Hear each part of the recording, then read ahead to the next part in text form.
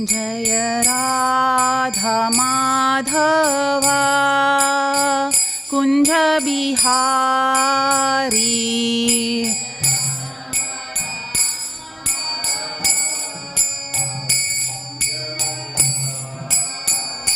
जय राधा माधवा कुंज बिहारी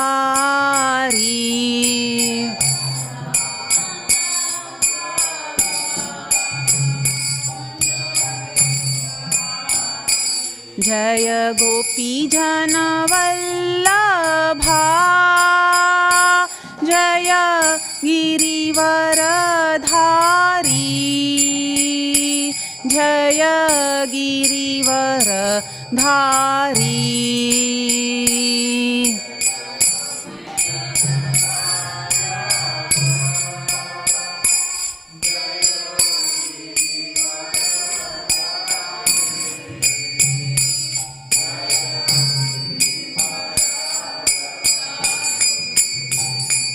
जय गोपी जन वल्लभा जय गिरिवरधारी जय गिरिवरधारी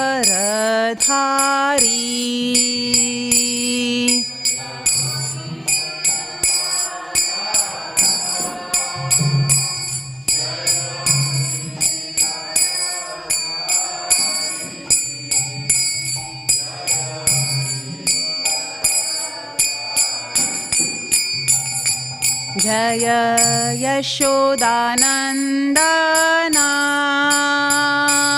जय व्रजजनरञ्जना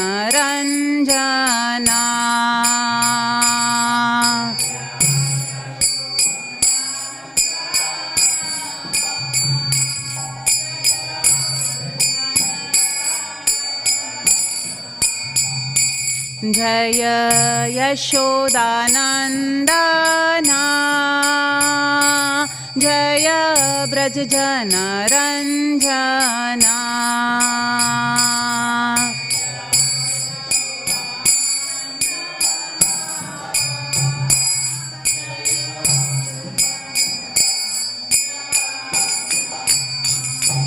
जय यमुना तीरवनचारी जय कुंज बिहारी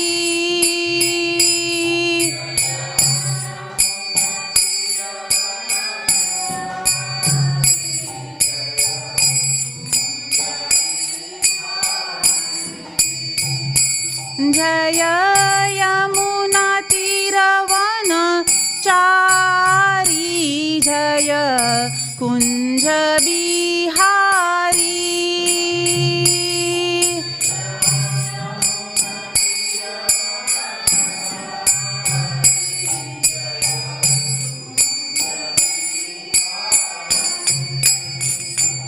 जय राधा माधवा कुंज बिहारी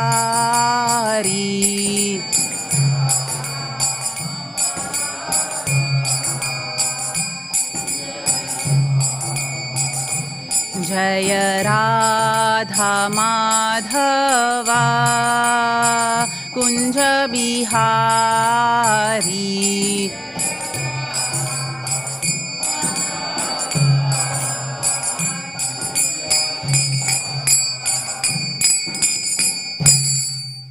ग्रंथराज श्रीमद् भागवतम की, श्रीला प्रभुपाद की जय। निताई गौर प्रेमानंदे।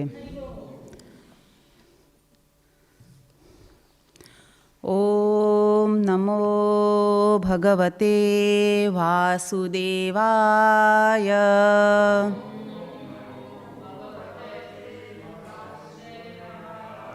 ओम नमो भगवते वासुदेवाय।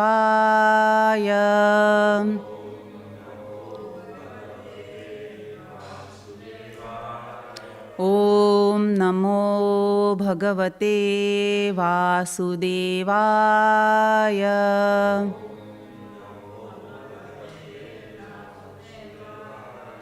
हरे Krishna. Today we are reading from Canto 5, Chapter 21. Chapter 21 is entitled The Movements of the Sun.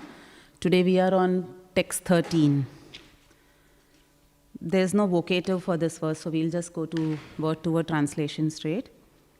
Yasya, of which, ekam, one, chakram, wheel, dvadasha, 12, aram, spokes, shat, 6, nemi, the segments of the rim, trinabhi, the 3 pieces of the hub, samvatsara atmakam, whose nature is a samvatsara, samamananti, they fully describe, tasya, the chariot of the sun god, akshaha, the axle, mero, of Sumeru mountain, murdhani, on the top, kritaha, fixed, manasatore, on the mountain known as Manasatora,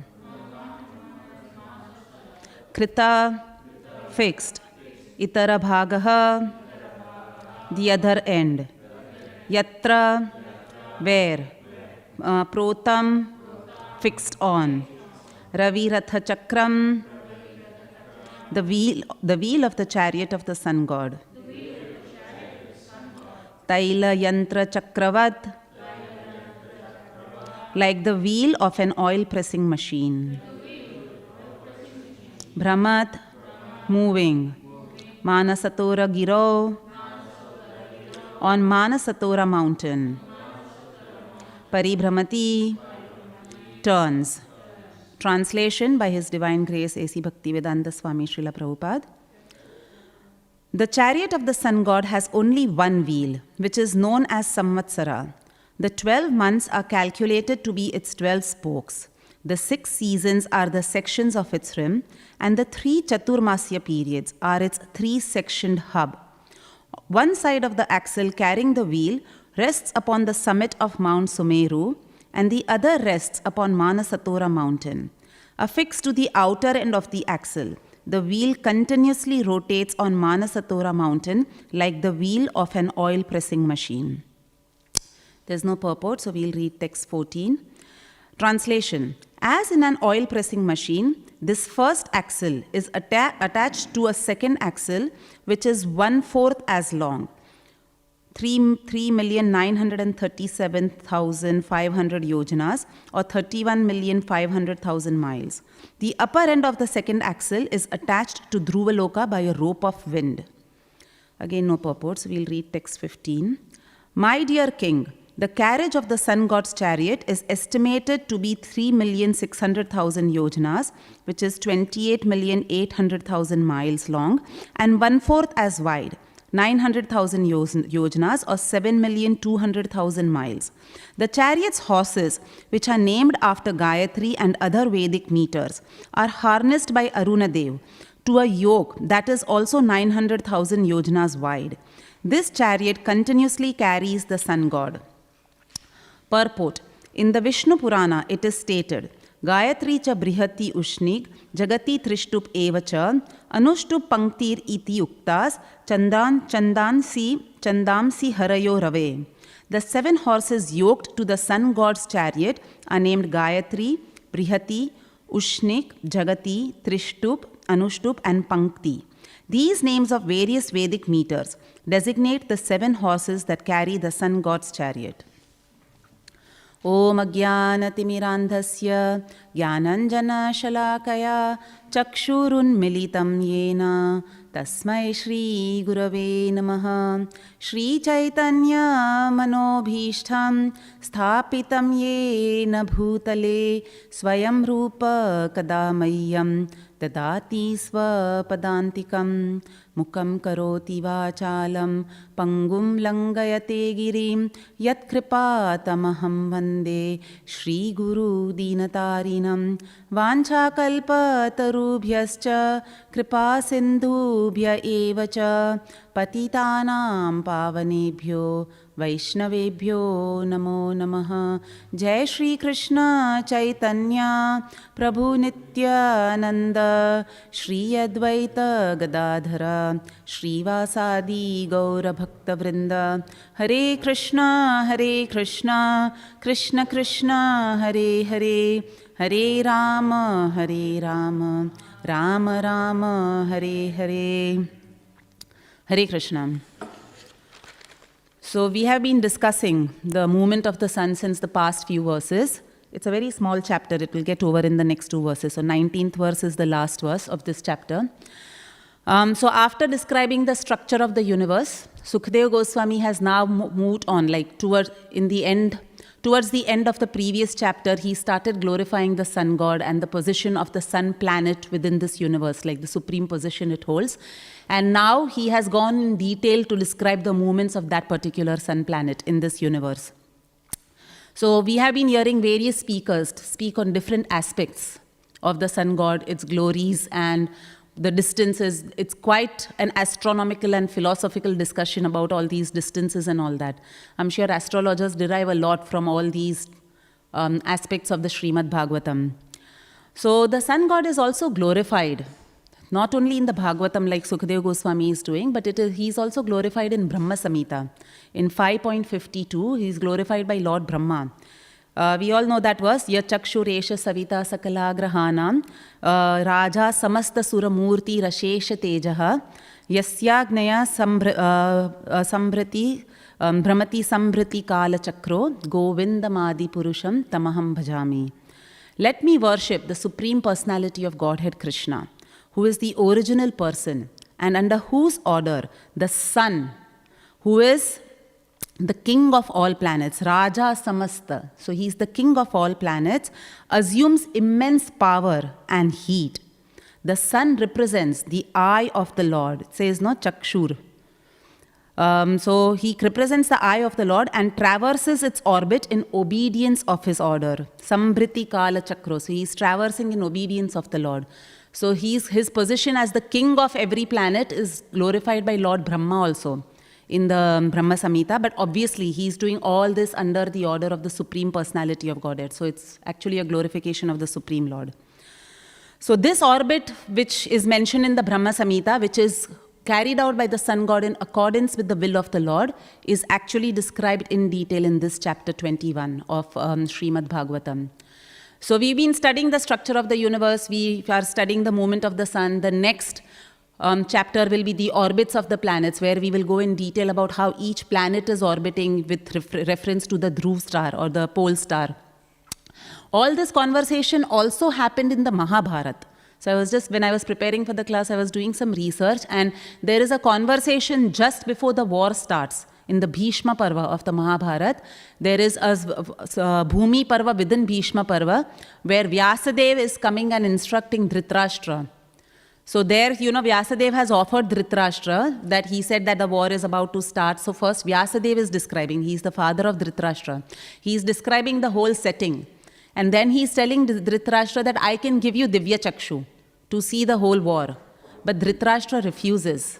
He says, no, I don't, because Vyasadeva starts predicting already to Dhritarashtra that all this, massacre is going to happen and so many people are going to die. So he starts predicting all this to Dhritarashtra, and Dhritarashtra, obviously being very attached to his sons, he says, no, I don't want this Divya Chaksha to see, but I would like to know what's going on in the battlefield.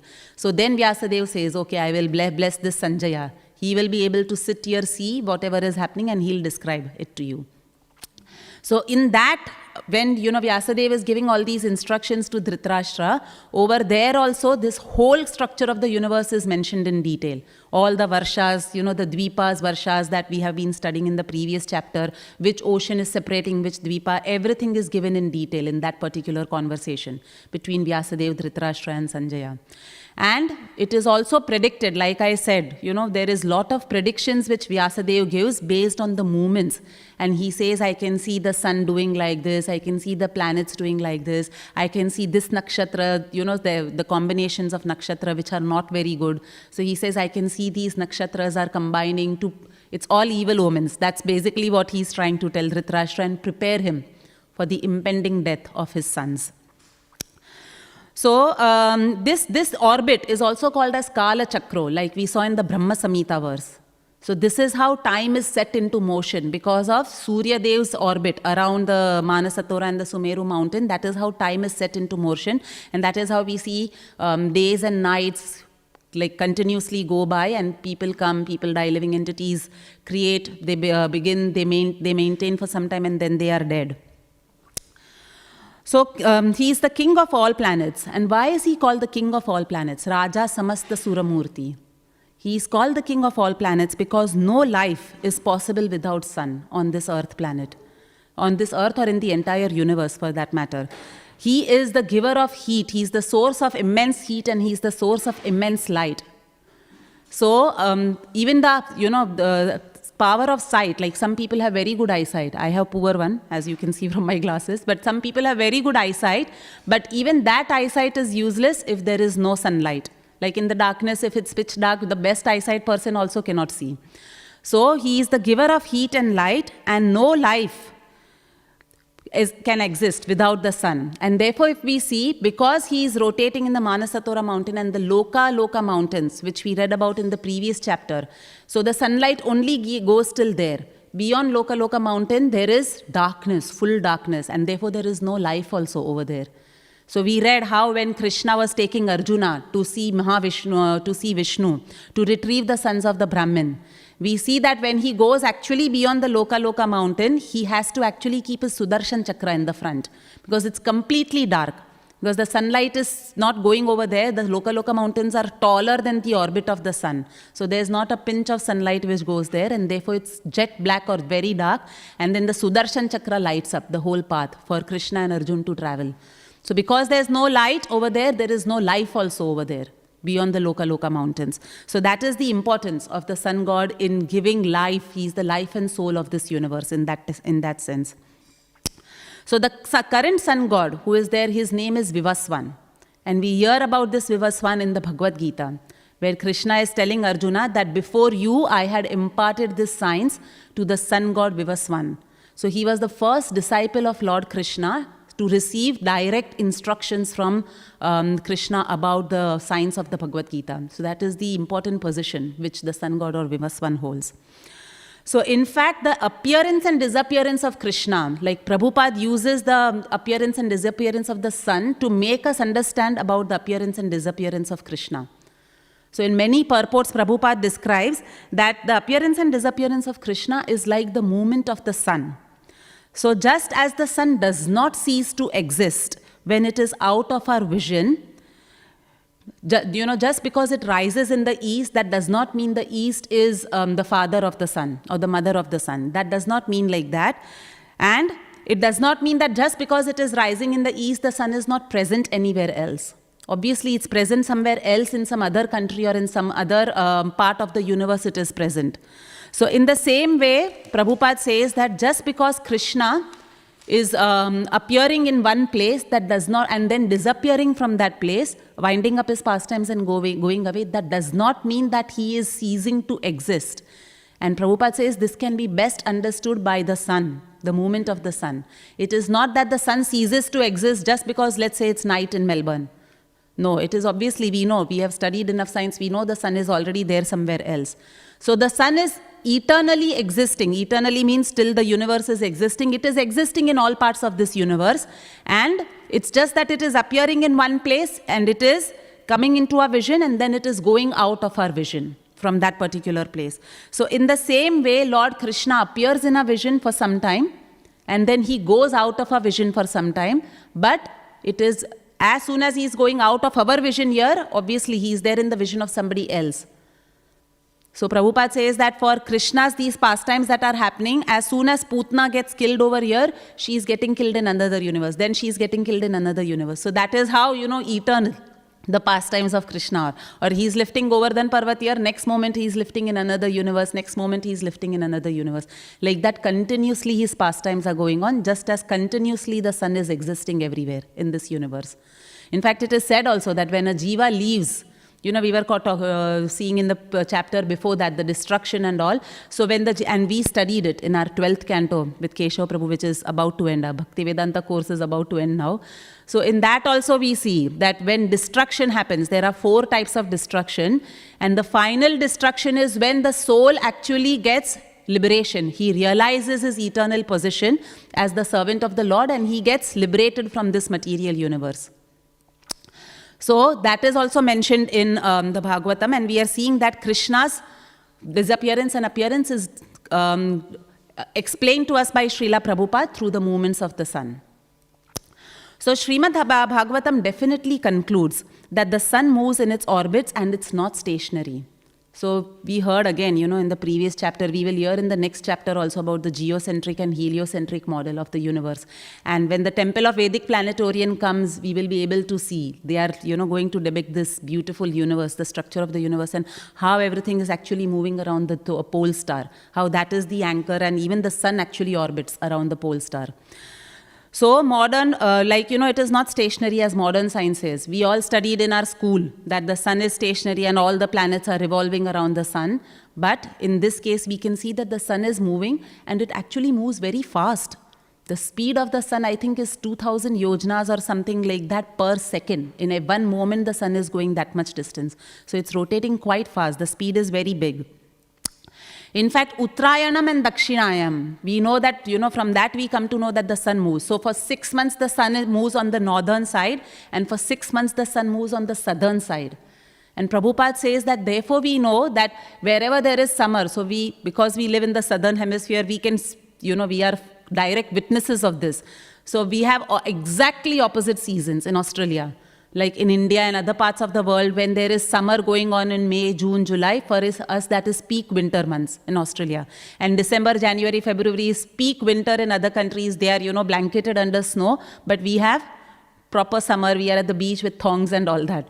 So we can see that this is because of the ayanam. The sky is divided in 2 sections, and for 6 months the sun is on the northern side, which is called Uttarayanam, which is actually considered a very auspicious period.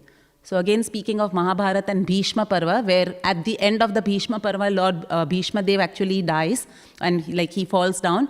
So that time it is described that he is waiting for Uttarayanam. That is why he is not leaving he had that boon, as we know, that he will leave his body at his choice, the choice of his, time of his choice. So he was waiting for Uttarayanam to happen. So even though he fell down many days ago, he still waited till Uttarayanam happened, and then he left this world. So that is the movement of the sun. When it's in the northern side, it is very auspicious, and many auspicious activities take place during that time. So, and we see in the verse that we read, the 13th verse that is there on the board, we see that there are 12 months which are calculated to be its 12 spokes of the wheel. So just understanding a little bit about the time, how time is calculated according to Veda, astronomically. So it is given, Prabhupada says that 1 Truti, it starts with the tiniest measurement of time, or the smallest measurement of time, which is called as 1 Truti. So 1 Truti is 8 by 13,500 second. That is 1 Truti. Then we move forward. The next one is 1 Veda, which is 8 by 135 second.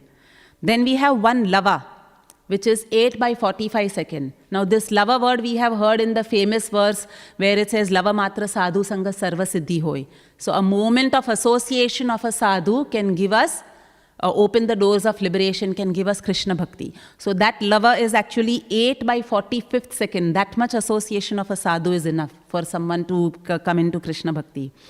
So higher than that is 1 Nimesha. 1 Nimesha is 8 by 15th second. Then we have 1 Kshana. 1 Kshana is 8 by 5 second. So in India, that word is used quite often. 1 Kshana, I will come in 1 Kshana. 1 Kshana means 1 moment. So actually you have to come back in 8 by 5th second. And then we have 1 Kashtha. 1 Kashtha is 8 seconds. Then 1 Laghu. So 1 Laghu is 2 minutes. Then we have 1 Danda. 1 Danda is 30 minutes. And then we have one prahar. So prahara we have heard many times. So one prahara is 3 hours. It lasts for 3 hours. And then we have one day, which is made up of 12 hours. And similarly, one night is also made up of 12 hours. And together, these days and nights together, it's one paksha. And one paksha is 15 days.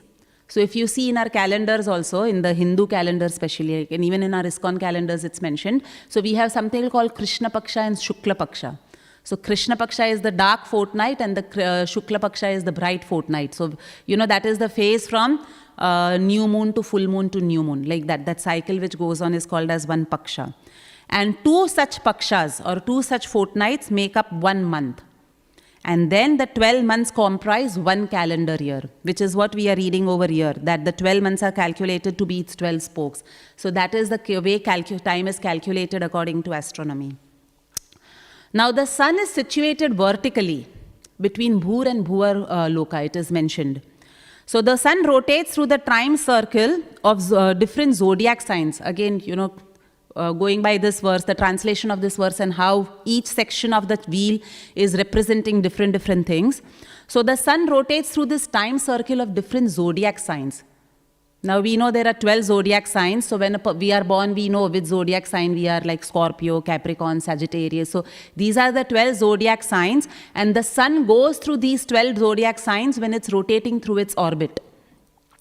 And it assumes different names according to the house or the constellation or the zodiac sign that it is in. So when the sun is in Capricorn, it has a different name. When it is in Sagittarius, it has a different name. Like that, it has different names when it goes. So the 1 month that we are talking about is actually equal to the time the sun spends in one of these zodiac signs. That is 1 month, it is described. And the 2 months, so 2 zodiac signs or 2 months constitute a season. And therefore there are 6 seasons. Again, like it mentions over here. The 6 seasons are the sections of its rim. So there are 6 seasons. We know only of 3 or 4 seasons. Actually in modern science, we talk about 3 or 4 seasons only. But there are 6 seasons in a year. And these 6 seasons are Vasanta. Vasanta means spring. Then we have Grishma Rutu. Grishma Rutu is summer. Then we have Varsha Rutu, which is monsoon. So we don't have a monsoon season in Australia, in Melbourne especially. When rain falls, anytime it wants to come. Spring also it's rain, winter also it's rain. So anytime, there is no monsoon season. But there is actually monsoon season in India. All of us are aware of that. So that is Varsha Rutu. Then there is Sharad Rutu, which is autumn. Then there is Hemant Rutu, which is called as pre-winter. And then there is Shishir, which is winter season. So these are the 6 seasons, and they are nothing but the sun spending 2 months in 2 constellations. So that becomes 1 season. The 2 months it spends in 2 constellations.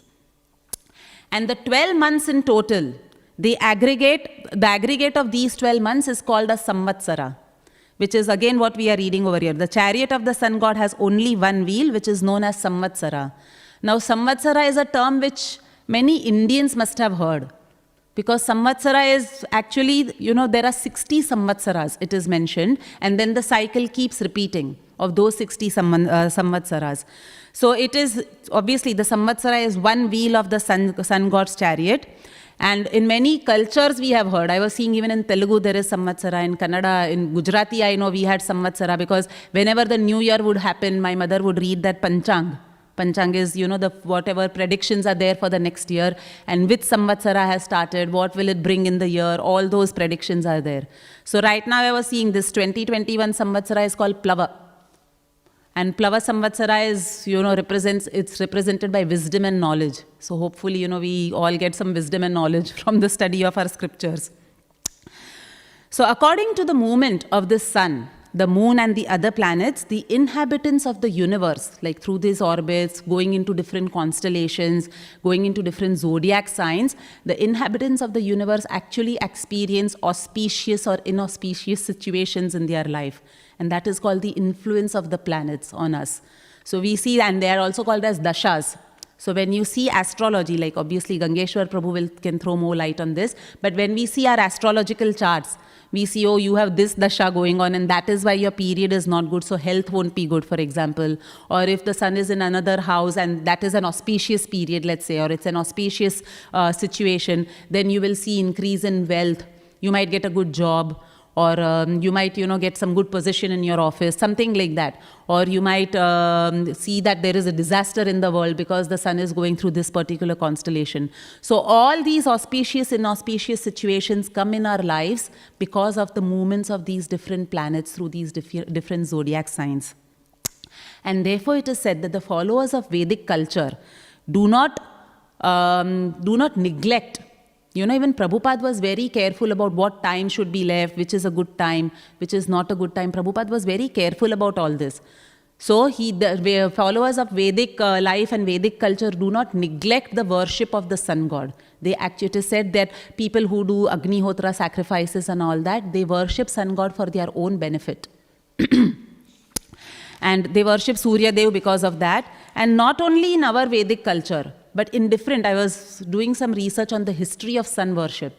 And it is said that in many, many, many different cultures, the sun has always been worshipped. Now we might say that, when we talk about Krishna, for example, or Ram, or any form of the Lord that has come in this world, sometimes people might say that no, he's an Indian god. Because they appeared in Bharatvarsha. Bharatvarsha is, Punya Bhumi. So most of the incarnations take birth in Bharatvarsha. And therefore sometimes, that tag comes as Indian god. But for the sun, no one can put that tag, that he is Indian god, because the sun is present everywhere. So the sun has been worshipped through many, many, many different civilizations and different cultures. The early Egyptians used to worship the sun god. The Romans used to worship. Babylonians used to worship. Mexicans, Peruvians, they all used to worship the sun god. So in Egypt, or Egyptians used to call the sun god as Ra. And it is mentioned, like in the Egyptian culture, it is mentioned that Ra drives his chariot throughout the heavens. So see how much similarity is there between our understanding and their understanding. And Greeks also call the sun god as Helios. And they also say that yes, Helios travels on a chariot throughout the heavens. And to honor the sun god or to celebrate the sun god, the Greeks actually create a huge chariot. A magnificent chariot is created which is drawn by horses. So again they know that the sun's chariot is drawn by horses. And then they take it on a cliff and towards the sea. That is how the Greeks celebrate. There's a huge procession in Greek culture. Even the Native Americans. So there is a tribe in Native Americans called the Plains tribe. And they also worship the sun god by doing what is called a sun dance. In honor of the sun god, they do it. Like in the early morning when the sun is rising, they do the sun dance. So coming back to Vedic culture, in India also, the sun god is worshipped. Generally, like sun god has been worshipped through all cultures. Like sometimes, only Vaishnavas will worship Krishna, or Shaivites will worship Lord Shiva. But sun is universal. He is worshipped by all cultures, even in India. No one will say in our culture we don't worship sun god. No one will claim like that. So generally, sun god is worshipped by offering arghya or water to sun god when the sun is rising in the morning, and by chanting of 12 mantras. So again, speaking of my childhood, I remember my mother used to make me do that. She will give me water in one lota, copper is used usually, and she'll make me go outside and offer water to the sun god. Whenever I wake up, obviously I was not waking up at sunrise at that time, but usually sun god is worshipped at sunrise. And again at sunset as well, he is offered when he is going to, so during the Sandhya times he is worshipped. And there are 12 names of Surya which are chanted when worshipping the sun god. And these 12 names have different meanings, and they are really nice, the meanings of the names of the sun god. So the first name of Surya, the first mantra which is chanted when people worship Surya Dev by offering water is Om Mitraya Namaha. And the meaning of this name is that he is the friend of everyone. He does not discriminate. He does not say, I will only favor this person because he is my friend, and I will not favor this one. No, he gives his light and heat to everybody irrespective. He does not do bhed, or he does not do that discrimination. So he is friend of everyone. The second mantra is Om Ravaye Namaha. Om Ravaye Namaha means Ravi, which means the shining or the radiant one. The third mantra is Om Suryaya Namaha. So Surya also, one of the meanings of Surya is also the soul. So he is the soul of this universe because he gives the light and heat, and he is the dispeller of darkness. That is also the meaning of Suryaya Namaha. Om Bhanave Namaha. That's the fourth mantra, which means the bright one or the one who illuminates everything. The fifth one is Om Khagaya Namaha. So the Khagayanama is because he moves through the sky. Like I was mentioning, the sky is divided into two portions, and one side is northern side and one side is the southern side. And the ayans, the Uttarayanam and the Dakshinayam, happen because of the movement of the sun on the northern or the southern side. So that is Om Khagaya Namaha. Om Pushane Namaha. Pushane Namaha means he is giving nourishment and fulfillment. So that is the meaning of Pushane Namaha. Om Hiranya Garbhaya Namaha. That means the golden colored brilliant personality. So it is mentioned also that Hiranya Garbha is or Vivaswan. These are the different names of the sun god. This is the personality who entered the sun planet, and therefore he is also called as Hiranya Garbhaya Namaha. Om Marichaya Namaha. Marichaya Namaha means he is the giver of light, infinite light he keeps giving. Therefore he is also called Marichaya Namaha. Om Adityaya Namaha. So Adityaya Namaha because he is the son of Aditi. Now there are different versions for this. In the Markandeya Purana, it is mentioned that the origin of the sun is mentioned in the Markandeya Purana, that when we know that, the universe was created, and then Brahma is first born on the navel, from the navel of Lord Vishnu, and he's on the top of that lotus flower. And then there's darkness everywhere. And Brahma doesn't know. He's trying to find out the origin. He doesn't know what to do. Then he hears the lapping of the water against the stem of the lotus, and he hears the word tapa. So then he does austerities. And after that, Brahma recites the mantra Om. It is said in the Markandeya Purana. And the Vedas also come out of his mouth. So it is said that this Om which came out of Brahma's mouth was very illuminating. It illuminated all the directions and the Vedas, because knowledge is also illuminating. So they illuminated the entire directions, and that became the sun god. And that is how the sun's origin is described. He is a combination of Om and the Vedas. So that is described in the Markandeya Purana. But in the Brahmanda Purana, it is described that the sun was born of Kashyapa and Aditi. Because Aditi is the mother of all the demigods. So she is the mother of the sun god as well, and therefore his name is Adityaya Namaha. So these are the two origins of the sun god. The next mantra is Om Savitre Namaha. So Savitre Namaha means one who is responsible for life. The 11th mantra is Om Arkaya Namaha. Arkaya Namaha means worthy of praise or glory. He should be praised, he should be glorified. And the last mantra, the 12th Surya mantra while offering waters through Surya Dev, is Om Bhaskarayanamaha, which means he gives wisdom. He is the giver of wisdom. And we heard that also. Sri Chaitanya Prabhu was saying in the a couple of days ago when he was giving class, that even Hanuman, who is considered the emblem of knowledge, he was a disciple of Surya Dev. He got his knowledge and he got all the Vedic instructions from Surya Dev. Surya Dev was saying that I don't have place in my school, and Hanuman said, I will learn from you while you are orbiting, no problem. And he said, but you should not face your back to me when I'm orbiting. So Hanuman was going backwards and he was listening to all the instructions from Surya Dev, and still he was able to keep up with the speed of Surya Dev, even though he was going backwards.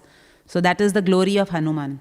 So this is how, by chanting the 12 mantras, Surya mantras, and offering water, Surya Dev is worshipped by millions of people across India. And it is mentioned, we know, in the Bhagavatam it is mentioned that Radharani and the gopis used to every day do Surya Puja. And on the north side of Radha Kund, if we go even today, there is Surya Kund in Vrindavan. So that Kund is the place where Radharani and the gopis used to go and worship Surya Dev. And obviously in that pretext, they wanted to meet Krishna and have some pastimes with him. But they also regularly used to worship Surya Dev. And the modern way in which sun is worshipped, again, it has become an integral part of yoga, is Surya Namaskar or sun salutations. So somebody had circulated a video some time ago, even when Narendra Modi, the Prime Minister of India, had gone to Japan on a visit. There were hundreds or thousands of Japanese who had, assembled to welcome him, and they all did Surya Namaskar or sun salutation. So this is how, modern people, so it's become a yoga sun, and obviously it promotes health and well-being, but the purpose of Surya Namaskar is to offer Namaskar, or it's actually to offer our gratitude to Surya Dev. And that is the purpose of the Surya Namaskar, which has become very popular all over the world. Now Vishwanath Chakravarti Thakur says that Surya Atma Atma Veno Upashyaha, which means the actual life and soul of all living entities within this universe is the sun. Like we already saw, he is the life and soul, he is the king of all planets. And without him, nothing can exist. No life can exist, nothing can exist in this universe without the sun. So therefore, Vishwanath Chakravarti Thakur says that he is upashyaha, he is worshipable. And how do we worship? So Srila Prabhupada says that devotees, we generally worship sun god by chanting the Gayatri mantra, the first Gayatri mantra, which is also called as Brahma Gayatri. And which is, in India you go, in all the shops, most of the shops, it will be sometimes playing outside the shops on a recorded, like we have Prabhupada jukebox, like that it keeps playing, the Om Bhur Bhuva Swaha mantra. So that is nothing but the way we worship sun god, because that mantra is sun god's mantra. When we start, like after Brahman initiation, when we do our Gayatri jap. So we saw in the previous sections of Bharatvarsha, when, different inhabitants of different Varshas were offering prayers, they always had one predominating deity in every planet. And Prabhupada says that all these deities in different planets, different Varshas, are actually descendants of the sun and the moon. They are the origin of all these deities. So they come through the sun god. Even planet Earth, there are two famous Kshatriya dynasties, as we know. One is the Sun dynasty, and one dynasty is coming from the sun, and one is coming from the moon. So it's called Suryavanshi and Chandravanshi. And Lord Ramchandra, who is, none other than Krishna, he appeared in the Suryavanshi, and Krishna appeared in the Chandravamsh. Even Raja Harishchandra, he had also appeared in the Suryavanshi. So like that, Ikshvaku, it started with Ikshvaku, and then all the dynasty came where Lord Ram also chose to appear. So these are the two famous dynasties which are also coming from the sun and moon, along with all the predominating deities of other planets. They are also actually coming from the sun and moon. Now, much of all this information that we see, the movements of the sun, how much time it spends in each constellation, what is the speed at which it goes, all this information about the orbits of sun and different planets is actually derived from a book called Surya Siddhanta. And this was written in a very, very early, in some 800 BC or something like that it was written. And it is said that it was revealed by the sun god himself, actually. When we go back to the origin of Surya Siddhanta, Maya Dana wanted to understand the glories of, and the movement of the sun and all that. And there was astronomical books on that, but they had got lost. The knowledge had got lost. So Maya Dana actually wanted to study it once again. And then Surya sends a messenger and he directly instructs Maya Dana on the Surya Siddhanta. Now, why we are mentioning about Surya Siddhanta book? Because none other than our Bhakti Siddhanta Saraswati Thakur actually translated that book when he was very young. I think during his college days or something like that, he translated that book into Bengali language. So we know Bhakti Siddhanta Saraswati Thakur is Simha Guru. He is the lion guru. He was a cutting, guru who used to cut Sahajiyas and Mayavadis and all that. But he was also a very astute astrologer. He had studied astrology in great detail, and therefore he was able to translate this book into Bengali language. And because he translated this book, he was given the title of Siddhanta from that time onwards. That is how he got the name Bhakti Siddhanta, and the Saraswati Goswami was given to him obviously when he took sannyas. So that's how the whole name is Bhakti Siddhanta Saraswati Thakur. So as mentioned over here in verse 17, which had a purport, we saw that Arunadeva is the chariot driver of the sun god. It is mentioned over here. Now Arunadeva is none other than the brother of Garuda.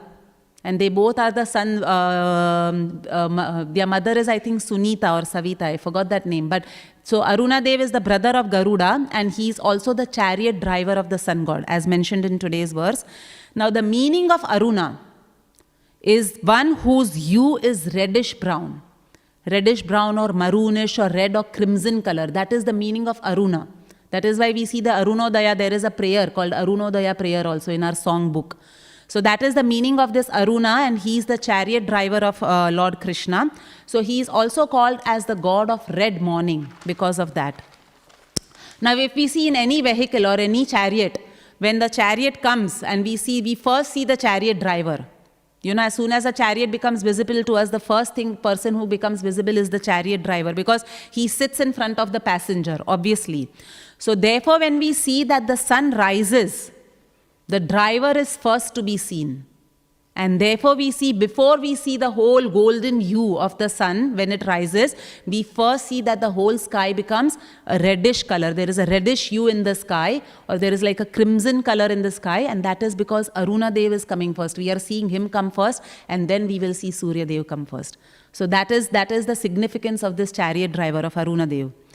So there is a very beautiful prayer which Prabhupada mentions in one of his purports for Arunadeva, and I'll just read the translation of this prayer. It says, O Lord Aruna, chief of the Lord who transforms the horizon into red, your magnificent shine is like a mandala.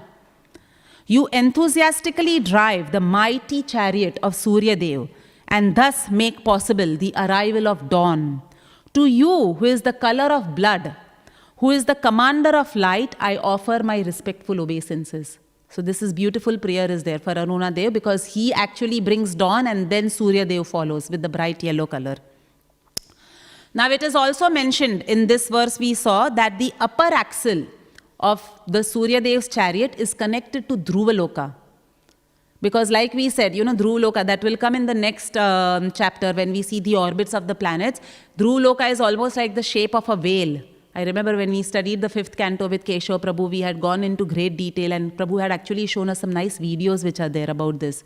So it is in the shape of a whale or a fish or something like that, and every planet is actually anchored in its orbit and connected to Dhruvaloka. Everybody pays respect to Dhruvaloka by going around Dhruvaloka or the pole star. So it is said that this sun chariot's axle is also connected to Dhruvaloka by a rope of wind. Now it does sound very esoteric when we see rope of wind here. There is wind everywhere. How do you imagine a rope of wind? But it is mentioned that, I was again doing some research about this, and it is mentioned that there has to be, when we say these connections, these planets are fastened in their orbit to Dhruvaloka or the pole star, there must be some invisible plasma filaments which are connecting them in their orbit to the pole star. Now, modern science has proved this for us. So there is an article which was published by the Maths and Physical Science Department of UCL. UCL is London's global university, where it is said that they had suddenly discovered, obviously through their astronomical tools like telescopes and all that, they had discovered that there is a magnetic rope which was observed for the first time between Saturn and Sun. So they found that connection between Saturn and Sun, but obviously it's a connection between all the planets to Dhruvaloka. So this magnetic rope, it states that in the article that these twisted, helically structured magnetic fields are called flux ropes, and they are strong enough to keep planets pulled in their orbits. And this is what modern science also discovered. We see rope of wind. Sometimes if you tell to someone, they will just brush it off saying that you guys believe in mythology and what esoteric things you all are saying. But this has been proved for us by science also, by none other than UCL, University of London. They are saying that there are magnetic ropes which are keeping everything in control, like they are keeping them attracted in, keeping them fixed in their orbit, just as gravitational pull is keeping us, on this Earth planet. In the same way, these high magnetic, electromagnetic ropes are keeping them all fastened in their orbits. Now, coming to the next, so we spoke about Arunadeva, and then it is also mentioned that the chariot, sun's chariot, is drawn by 7 horses. And we saw in the verse, in the translation, Prabhupada writes that these 7 horses are the Vedic meters. So Vedic meters is also called a Vedic prosody. Prosody means the different types of chandas which are used in poetic language. So therefore, these are the 7 Vedic meters or chandas which are used, which we read the description where it says that it is Gayatri, Brihati, Ushnik, Jagati, Trishtup, Anushtup and Pankti. So these are the different chandas or the meters in which poetry is written or Sanskrit language is written. So that is represented by these 7 horses. It is also described in different parts. Obviously, we don't know whether it is proved in the Bhagavatam or in the Vedas, but that these 7 horses are of different colors. Each of the horses of different color, and therefore they are also called, they represent Vibgyor. Vibgyor is, sunlight is white and then it gets divided into these 7 colored lights, And you know that these are the lights we see in the rainbow as well. So each horse represents a different color in that Vibgyor. Violet, indigo, blue, red, orange, yellow, all those colors are there for the horses, because that's the sunlight which is getting divided into these different colors by the 7 horses. And the 7 horses also represent the 7 days of the week. So Sunday to Monday, they represent the 7 days of the week. So the Vedic meters, the 7 colors of Vibgyor, and the 7 days of the week, all 3 are represented by these 7 horses. So this is a little bit about the description of the sun planet, the movement of the sun, and Arunadeva and the horses. Now we'll spend the next few minutes discussing some of the glories and how sun is, and he's a servant of the Lord, and he does not he carries out the order of the Lord very diligently and religiously. So we heard, in the previous speakers were also saying that, and we saw in this verse which we discussed from Brahma Samhita, how the sun is rotating in its orbit under the order of the Supreme Personality of Godhead. Now, if the sun moves even slightly from its orbit, we might burn, because too much heat will come on to the planets. And if it moves even little bit away, we might freeze to death.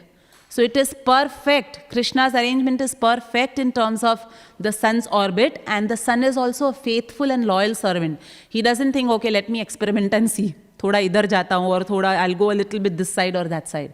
No, he's a very, very obedient servant of the Supreme Lord. And we see this in many other pastimes as well. There are beautiful pastimes where the sun god is an obedient servant of the Supreme Lord. So the first is, he's obviously, we already discussed, he's the first disciple of Lord Krishna, whom Lord Krishna imparted the science of Bhagavad Gita, Vivaswan. The description is there in the 4th chapter of the Bhagavad Gita. So that is how he serves the Lord.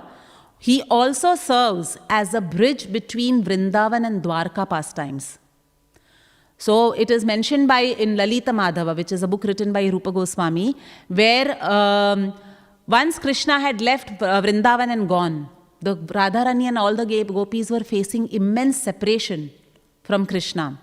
And because of their immense separation, they were all ready to give up their bodies. So some of the one of the gopi goes on top of Govardhan Parvat and gives up a body over there, it is said. Some of them just enter into a cave and go into Samadhi. And coming to Radharani, she was everywhere, she was seeing Krishna. Anything black she would see, she would remember Krishna. That much separation she was feeling from Krishna. So one day she was sitting on the bank of the Yamuna. And we all know the color of the Yamuna is slightly blackish blue. So when Radharani saw this, she suddenly went into transcendental ecstasy and into viraha bhav, like the separation from Krishna. And that ecstasy was so strong, because she was remembering Krishna through the color of the Yamuna, that she dived into the Yamuna. And it is mentioned that once she dived into the Yamuna, Suryadev actually comes and rescues her from the Yamuna, and he takes her to his house or to his planet. And there Radharani stays for some time with Suryadev, and then Suryadev comes and gives his daughter to King Satyajit. And that is none other than she becomes Satyabhama in Dwarka Lila. So this is the transition that happens from Vrindavan to Dwarka. And that is, Lalita Madhav is that play which was written by Rupa Goswami to show how every gopi again comes in Dwarka Lila to assist Krishna in his pastimes or participate in the pastimes. So Radharani becomes Satyabhama, and as the sun god delivers her to as Satyabhama to King Satyajit, along with the beautiful Shyamantaka jewel. And that is how Satyajit comes in possession of the Shyamantaka jewel, which used to produce millions and I don't know how much quantity of gold every day. And whoever used to wear that Shyamantaka jewel was as illuminating as the sun. So it is said also, once when Satyajit was coming to Dwarka, all the residents thought Suryadev has come to visit Krishna. Because many times demigods used to come to visit Krishna. So they go and tell Krishna that, oh, today Suryadev has come to see you. And then when Krishna receives Satyajit, he realizes that no, this is not Suryadev, this is actually King Satyajit who is wearing this Shyamantaka jewel, and the illumination is almost like Suryadev. And then the whole pastime unfolds. Actually, Krishna says that when you are in possession, a citizen is in possession of such a beautiful jewel which gives gold, it should actually be given to the king. So the king can use it for the benefit of all citizens. And we know Satyajit was not agreeing. And then his brother takes the jewel and goes hunting and a lion kills. And then Jambavan, it goes, the lion leaves the jewel into the cave of Jambavan where a child is playing. And then Krishna's name is tarnished. Here Satyajit starts blaming Krishna. You stole the jewel, you stole the jewel. And even Lord Krishna has to bear the brunt of ill fame or infamy. So and Krishna takes efforts. It's not that he doesn't care. He takes efforts to clear his name. So he actually goes into the forest and he finds out what happened to this jewel. And, it's described in the Krishna book. They have a fight. Jambavan does not realize this is my own worshipable Lord, Lord Ram, who has come as Krishna.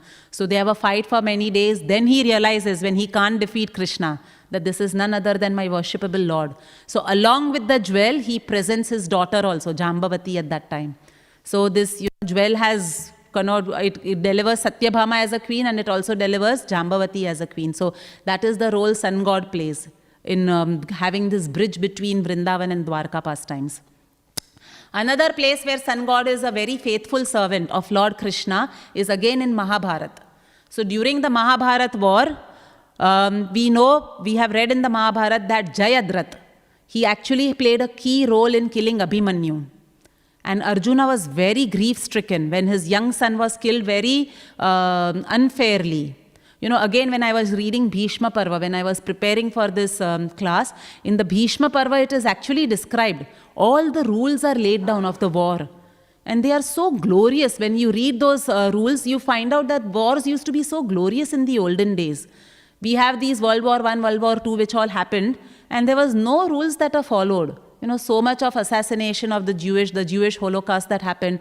But if you see these wars which were fought during the Vedic times, it is said that you should be fighting, a foot soldier should fight with a foot soldier, a person who's an elephant should fight with a person in an elephant, chariot person should fight only with another person who's on a chariot.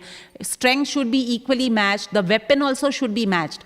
Not that one is with a gun and one is with a sword. And you're trying to kill with a sword and the person killed you with the gun. So the weapons also should be equally matched. Sword people should only fight with sword warriors, like that. So such nice rules are there. Do not attack when somebody's back is to you. Do not attack when they are weak or they are in a panic situation. It is said even you cannot attack your opponent even if they are panicked. You should wait till their panic goes and then you should have the war. So such beautiful rules are there. But we know Abhimanyu was, very unfairly killed. So many warriors surrounded one young boy and they killed him. They created that chakra view and they killed Abhimanyu. And Jayadratha played a major role in that. So Arjuna takes a vow. He says that tomorrow I will kill Jayadratha by sunset. If I don't kill Jayadratha by sunset, then I will commit suicide. He takes that vow and Jayadratha comes to know. It's not that these vows were secret. Everybody came to know about this vow. So when Jayadratha came to know about this vow, he said, oh, very good. I will not go to the war only tomorrow. So then how will he kill? And we will see Arjuna kill himself. Nobody has to take the effort also of killing him. So Jayadratha goes and hides somewhere. And nobody knows where he has hidden. And here Krishna and Arjuna are looking for Jayadratha all over the battlefield. But they are not able to find. And obviously Krishna is omniscient. Yatra Yogeshwara Krishna. Wherever he is there will be Vijay Bhava, there will be success. And Krishna does not worry about bending rules at all when it is for establishment of dharma. He is not worried about bending rules. So he realizes that this Jayadratha is hiding somewhere and he knows that Arjuna is very true to his word. He will commit suicide if he is not able to kill Jayadratha, and obviously he doesn't want the war to end like that. Because if Arjuna commits suicide and dies, his brothers will also be very grief-stricken and they might also give up the idea of fighting. So what happens was that Sandhya actually happens. They are not able to see Jayadratha anywhere and Sandhya happens and Arjuna becomes ready to commit suicide, to enter the fire. He says that I was not able to kill Jayadratha, but I had taken a vow that I will kill myself. So he actually creates a fire and he is ready to enter the fire, and Jayadratha gets this news that, oh, Arjuna is ready to commit suicide. So whenever an enemy is going to be killed, everybody wants to come and watch their enemy getting destroyed or killed. So Jayadratha thought, okay, let me also go and enjoy this sight of Arjuna killing himself. So he actually comes out of hiding and he stands in front of Arjuna as Arjuna is about to enter the fire. And he said, see, you couldn't kill me, now go enter the fire. And at that moment, suddenly there is bright sunlight And Arjuna is looking at Krishna, and Krishna is saying, what, you're looking at me? It is still 2 o'clock in the afternoon, pick your weapon and kill this Jayadratha right now. And that is when Krishna reveals that he had actually, because he realized Jayadratha is hiding, he had actually done ishara. Ishara means like a gesture to sun god to cover himself. So the sun god gets covered by the clouds, and sun god gives actually an effect that he has set, or sunset or sandhya has happened. So that is how sun god is such a faithful and loyal servant of Lord Krishna. And then when Jayadratha comes again, Krishna does that ishara, that eye gesture to sun god, and he realizes, okay, now I have to come out in my full glory. And then, he comes, that Sandhya is gone and he's there, it's, afternoon and full bright sunshine is there. And Arjuna is able to kill Jayadratha, and that's how the war is able to go on. So this is how the sun god serves Krishna in different situations. Again, speaking of Mahabharata and the glories of sun god. So we know Kunti Maharani had served Durvasa Muni very nicely. And he blesses her with a mantra by which she can invoke any god of her choice. And she was a young girl, maybe 12 or 13 years old young girl she was. And just, playfully she wanted to test the efficacy and the power of the mantra. So she chants the mantra invoking sun god. And then sun god appears over there. And she's very dazzled, like it's dazzling because sun god is, brought so much light into the room. And then she doesn't know what to do. So she offers obeisances and all that. And she said, thank you so much for coming. Now you can go. Because I was just testing the mantra. So sun god said, no, now that I have come, I have to give you something and go. So I will give you a son. And Kunti Maharani said, no, how can I accept a son? I'm a young unmarried girl. I'm still a virgin. I can't accept a son from you. He said, no, since you have invoked me, you have to take this as my prasad or my blessing. But she says, no, then who will marry me? If I've already delivered a child, I will no longer be a virgin. Who will marry me? And then sun god gives her the blessing as well. He says, okay, you will get this son, but he will be born from your ear. And that is why the name Karna is there, because he was born Kan. Kan means Karna. He was born from the ear of Kunti Maharani. So again, we see this whole, role which sun god plays. And even in the pastime of Gokarna and his brother, Dundi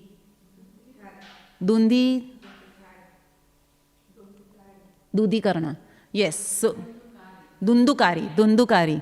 So we know Dundukari had done so many impious activities, and he had become a ghost. And Gokarna actually wanted to deliver his brother from becoming a ghost and go back to Godhead if possible, because Gokarna was a very great devotee of the Lord.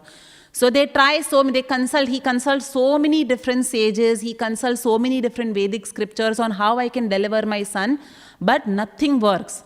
My brother, but nothing works. Because Dudukari had performed so many impious activities that nothing could help him. And then he was advised, Gokarna was advised that go and take advice from the sun god on what to do. He will be able to guide you.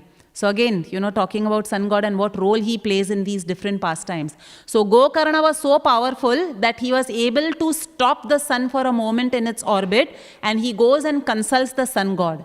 And he says that, what should I do? I do want to deliver my brother Dundukari. And then it is the sun god who gave him that solution. That where, under that tree, you sit down and recite the Śrīmad Bhāgavatam for 7 days. And at the end of the 7th day, your brother will be delivered. And he will go back to Godhead, back to Golok. So this advice was also again given by the sun god. So we see the sun god plays so many different roles in terms of serving his master, Lord Krishna. And he plays an integral part in actually enhancing the pastimes of Lord Krishna as well. At the same time, being the life and soul of this entire universe. So that is the glories of sun god. So we'll end the class here. It's time up. Surya Dev Bhagwan ki, Śrīmad Bhāgavatam ki jai. Any questions, comments or corrections? Yes, Mataji?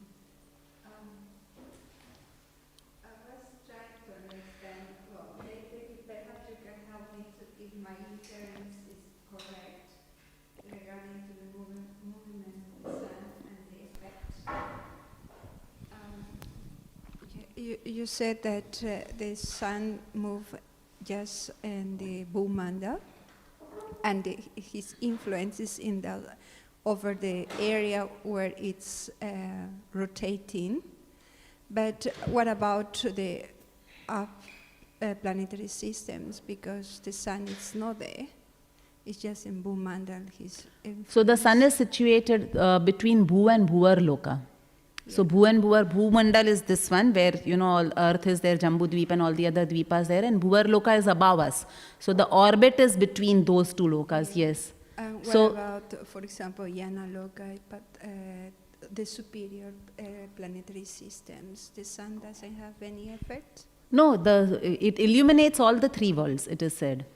So the sunlight reaches the upper lokas as well. Its orbit is over here, but the sunlight is illuminating the upper lokas as well. That is what is my understanding, Mataji. So no, the effect doesn't have for inferior planetary systems. I have read that, Mataji, that no, the sunlight doesn't reach the lower planetary systems. So we see that there are different planets. There's the planets of the where all the snakes are living, the Nagas. So they have those jewels on their heads by which, their thing is illuminated. But in the very lower regions of hell, it is dark. Yeah, what I'm asking is trying to understand the effect of time, because you mentioned that time happened because the influence of the movement of the sun. And the influence of the sun, it's, as you said, in between Bhur Loka. So the influence of the sun in upper planetary system and lower planetary system is different. And the time also, it's manifested in a differently, yes, Mataji. Definitely the time effect is different. So it is mentioned that when we complete our 6 months, that Uttaranayam, Dakshanayam, how the sun moves on the northern side and southern side, I think that constitutes 1 day and 1 night in Pitruloka. So the sun has, obviously based on the distance from the sun of all the different planets, it has different time effects. So we've also heard the demigod's time frame is so long because our 6 months is 1 day of the demigod. So we've heard these differences in the time calculations.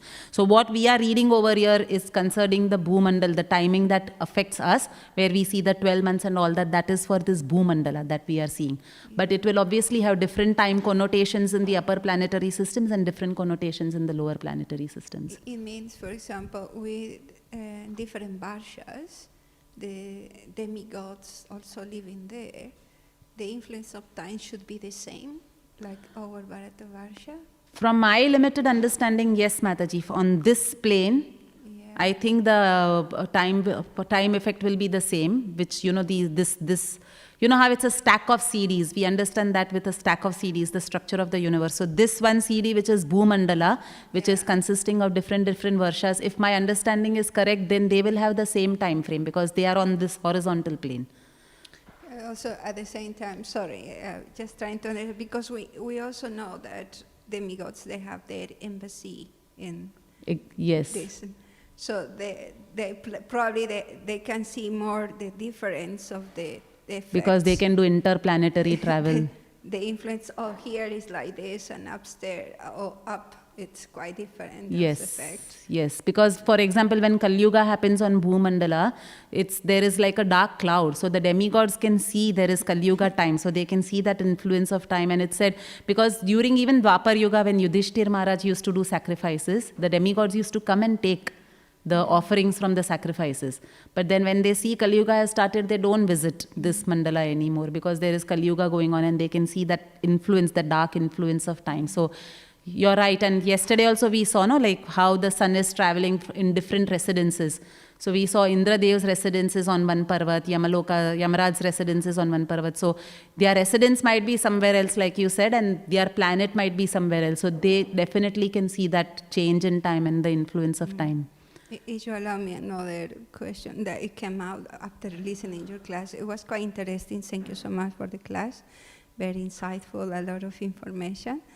It's regarding to the pastime that you said about when Krishna killed Putana in this planetary system, in this universe. In another universe is also starting the pastime to kill Putana. But according how we can reconcile that when Krishna killed Putana and gave her also the benefit to be liberated and become the Dhatri in the spiritual world. In the spiritual world. And how can we then, that he's killing constantly in different universe, Putana, other demons as well. Yeah, or even the Mahabharat war. Yeah. So and, many people killed. How is the same Putana, or it's the mentality of Putana? It's personified in different living entities, different pastimes, or. So Mataji, this was also asked in relation to the Pandavas, I remember. Like, for example, if the Pandavas are here, then obviously in the next moment that pastime is happening somewhere else also.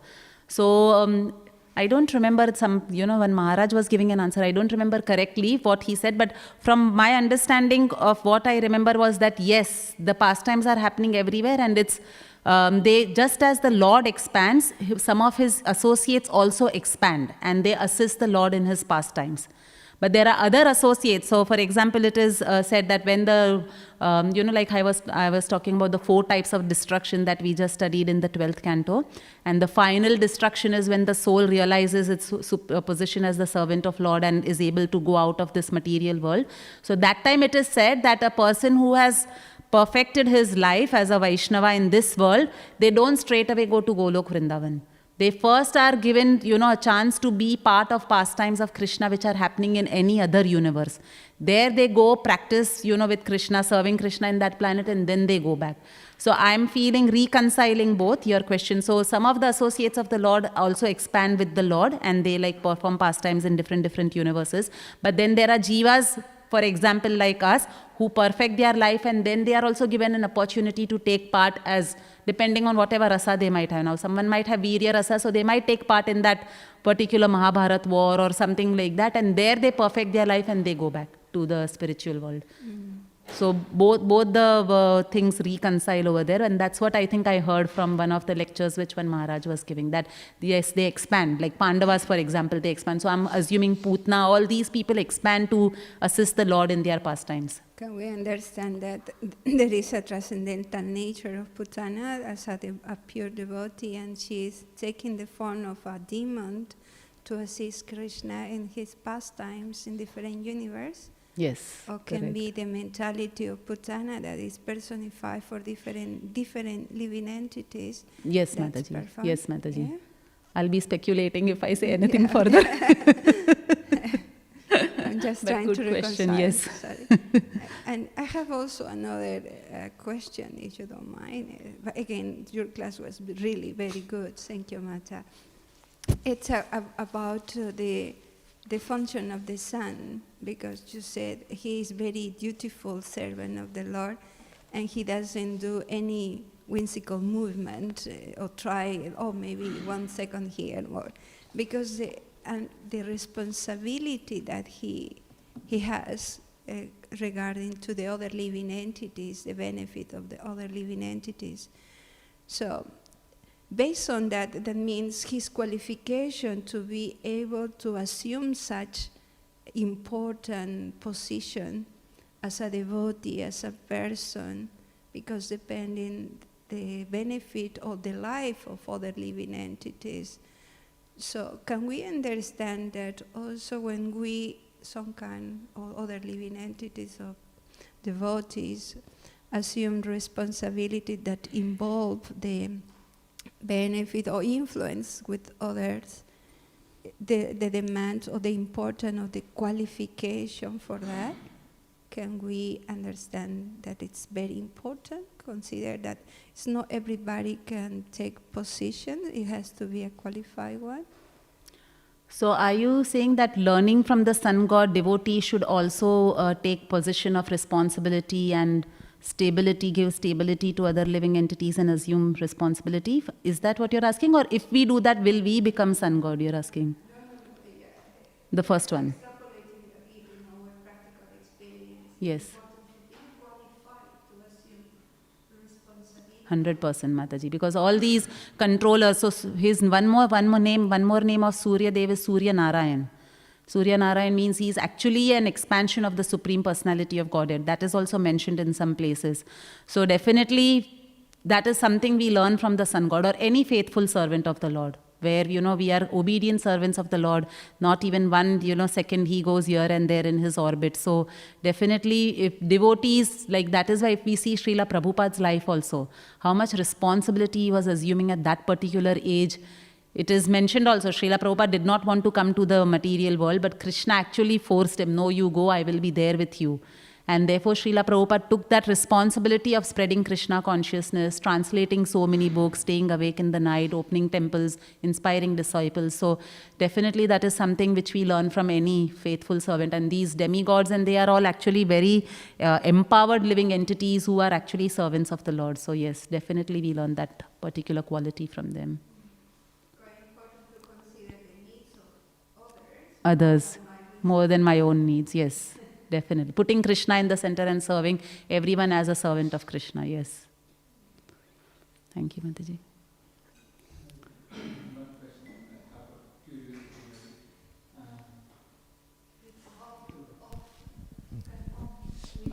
So, because we are reading the description of the movement of the sun and this chariot and how it's riding so fast.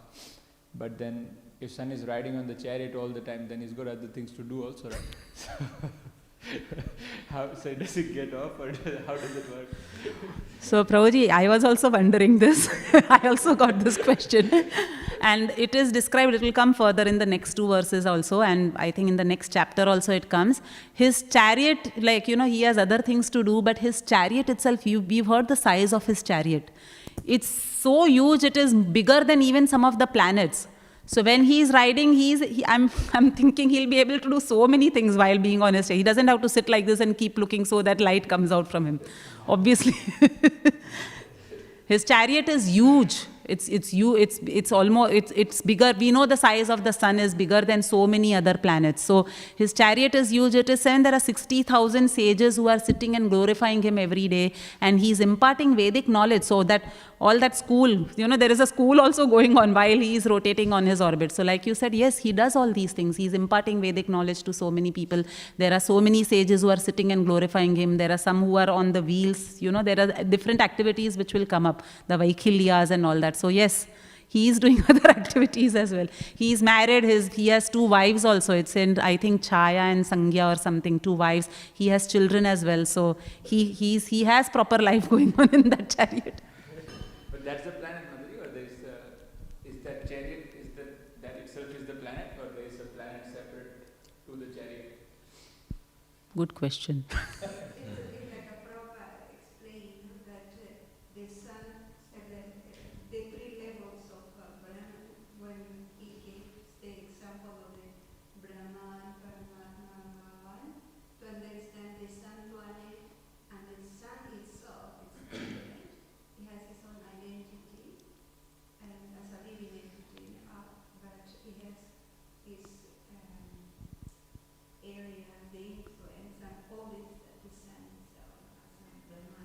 So Prabhuji's question is that sun chariot itself the sun planet? And I'm thinking yes, Prabhuji, because we are talking about the orbit, no? So that's the sun which is going around, no? It's not that the sun is somewhere and then Suryadeva has gone on a ride. So it is the sun which is going on. So yes, that chariot is the sun planet. That's what I'm assuming. That's why its size is given, it's so huge. It's his home and it's the planet, yes. Thank you, Prabhuji. Any other questions? We'll end the class here. Granthraj Śrīmad Bhāgavatam ki, Srila Prabhupada ki.